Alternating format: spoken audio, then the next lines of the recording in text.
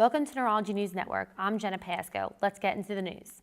Just last week, the FDA issued a safety alert and warned that halting treatment with Fingolimod for multiple sclerosis could lead to rare but possible worsening condition as well as permanent disability. The agency warned that this worsening is rare but may lead to permanent disability. Originally approved in 2010, Fingolimod is used to treat relapsing MS.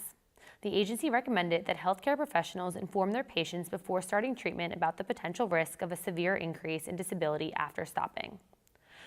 For patients who have been instructed to stop Fingolimod, the FDA suggested contacting their health professional immediately if you experience new or worsened symptoms such as weakness, trouble using arms or legs, and changes in thinking, eyesight, or balance. They advise against patients halting the medicine on their own and suggested speaking to their health professional first. Now, earlier this week, the FDA accepted the new drug application filing of Biohaven Pharmaceutical's BHV-0223, an investigational sublingual form of Riluzole for treatment of ALS. The therapy is a novel formulation that is administered sublingually, and in December 2016 was granted orphan drug designation by the FDA.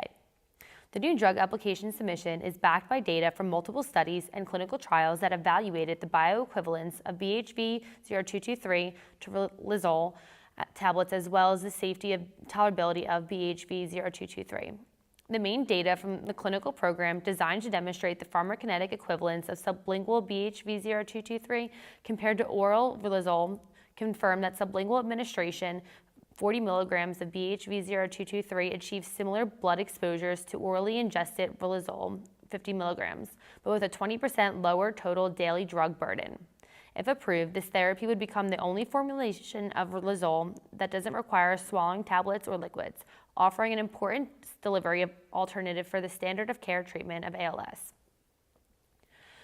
Neurology Live sat with Stephen Silberstein, MD, of Thomas Jefferson University to discuss the importance of lifestyle modifications for patients suffering from chronic migraine. Let's take a look.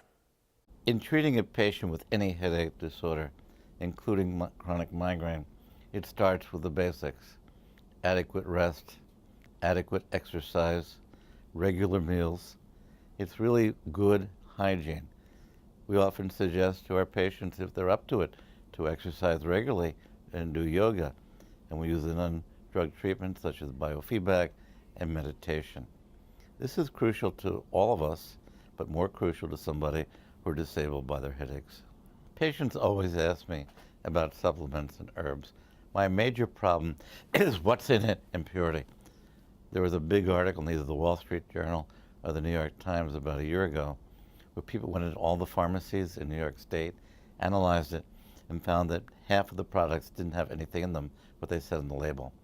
So my first point would be sure that it's a good product and see if there's any certification on the label that it's been tested and it says what it says. For more direct access to expert insight, head to neurologylab.com. This has been Neurology News Network. Thanks for watching.